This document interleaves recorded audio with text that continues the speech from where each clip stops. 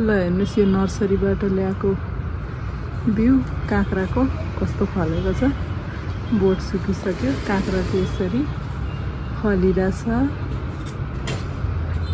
यहाँ भयो करेला, यो धनियाँहरू, डल्ले खोर्सानी चाहिँ यहाँ चाहिँ फुलेर नि यसरी फल्न थालिसक्यो है। यत्रो भइसक्यो डल्ले खोर्सानी।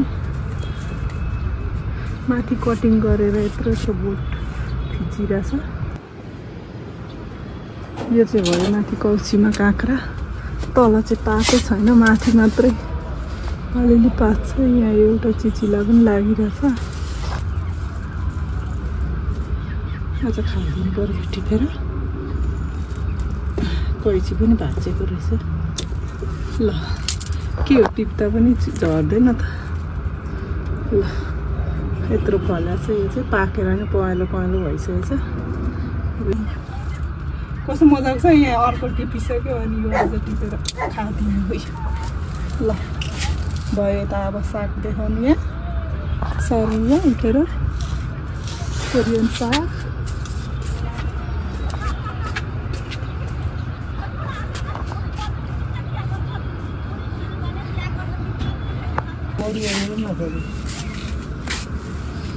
योहरू पनि त अब छिपेको त टिप्दै खानु पर्यो।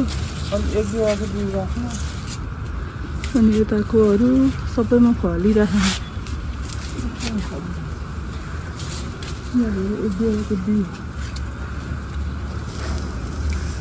यो बिउ राख्दा फल्छ के अनि फल्छ। उता माथिको कहाँबाट छिर्नु।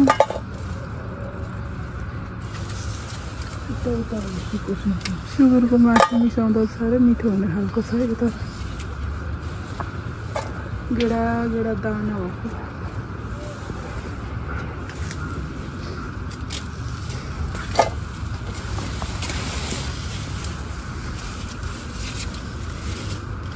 झुसुलेले जिउ चिलाउनु थाल्छ अलि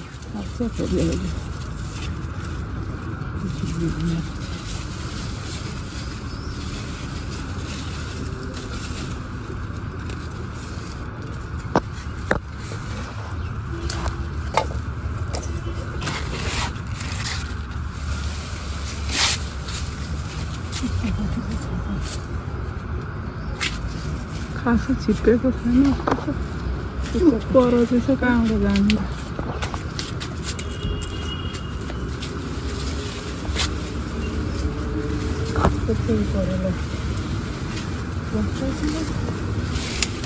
यहाँ हो त्यो एक दुईवटा सुसुनी छिपेको।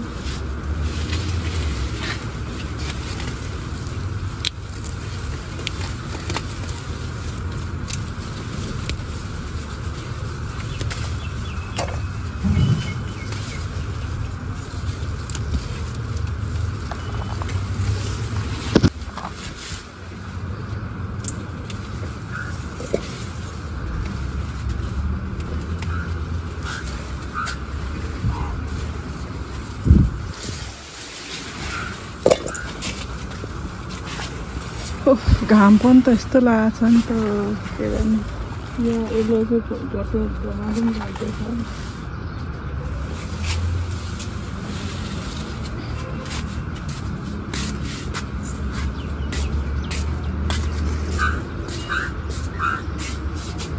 गट्टा त लाग्दैछ, बढ्ने हो कि होइन। तर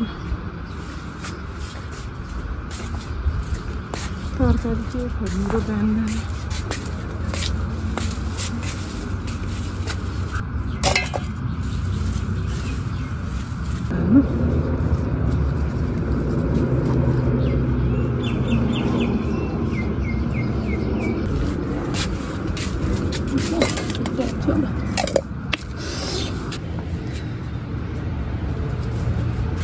ल साथीहरू, म चाहिँ यहाँ पाकेको टमाटर टिप्छु। पाकेको टिप्ने खाने, काँचो चाहिँ हुँदै गर्छ। यस्तो पाकेको छ नि अर्ग्यानिक हो, मलसल युरिया सुरिया केही हालेको छैन। पाकेर पो झरिसक्यो त यसरी।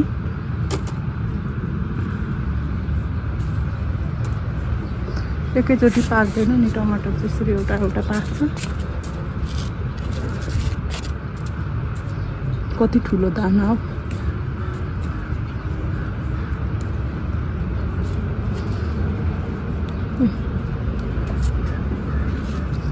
ए यो त कुहिसकेछ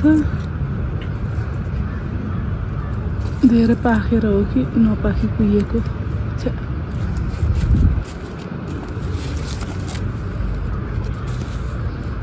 ठुलो ठुलो छ यो पनि कुहिएछ यहाँ छरिदिँदा उम्रिन्छ कि यसलाई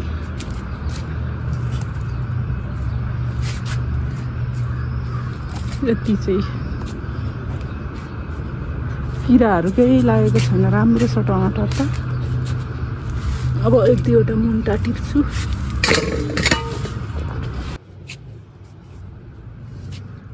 अस्ति फलेको फर्सी मैले देखाएको थिएँ त्यो जस्तै हो यो चाहिँ फेरि अर्को लट रोपेको यस्तो भइरहेछ यो बैगुन यसरी चाहिँ यहाँ आइरहेछ खोर्सानीहरू हो यो सबै खोर्सानीहरू यो भयो साग लट्टे साग रायो साग सबै मिक्स माक्स छ यहाँ चाहिँ छाड्दै खाइरहेको छौँ हामी चाहिँ यस्तै छ अहिले चाहिँ हाम्रो गौसी चाहिँ यतापट्टिको लटमा पनि डल्ले खोर्सानी चाहिँ पुरै अस्ति यो 1G कटिङ गरेर यसरी फिजिएर बोटहरू आइरहेछ कतिको फल्दो रहेछ हेरौँ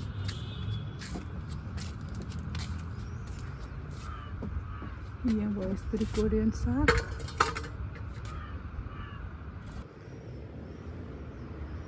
म चाहिँ अब अलिअलि तरकारीहरू टिप्छु यो माथि त यति धेरै उही सर्प जस्तै देखेँ यार म त के हो सर्पै हो कि पाइप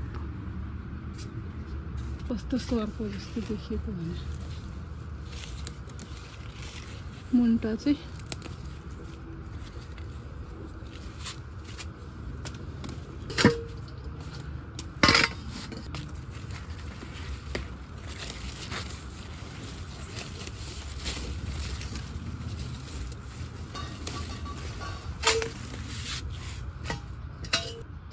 एकै ठाउँमा हालेँ मैले चाहिँ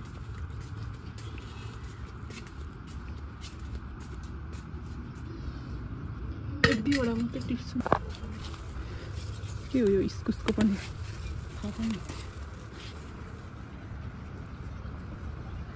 रुख टमाटर पनि यसरी तुन्दुम तुन्दुम एउटा एउटा फलिरहेछ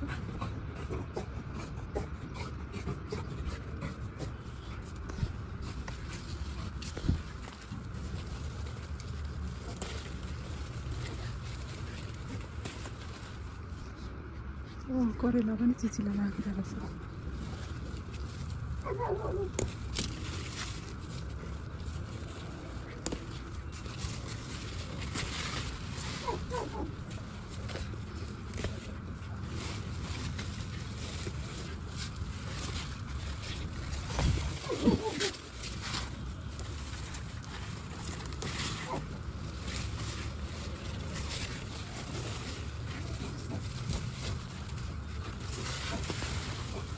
किन उफ्रिरहेछ यो पपी चाहिँ सिमी चाहिँ कति फुल फैलिरहेछ कतिको फल्ने है यस्तो छ अहिले चाहिँ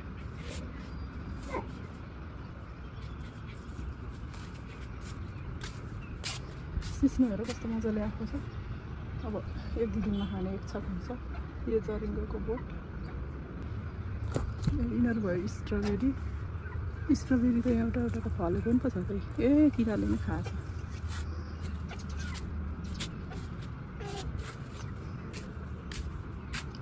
कस्तो घाम पनि लाग्यो घाममै घाम गर्मी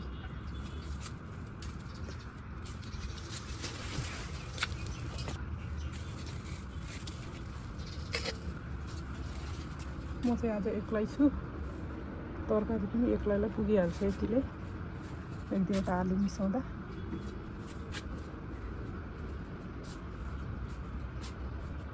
हेर्नु साथीहरू आँप फलेको कत्रो ताना छ यो चाहिँ हेर्नु कति जुप्पा एउटैमा 6वटा 7-8वटा आँपको जुप्पा छ कतिको बढ्ने हो अब यतापट्टि पनि छ यत्रो कति दाना लागेको छ हरिसक्यो नि ल आजको भिडियो चाहिँ यस्तै भयो किप वाचिङ बाई बाई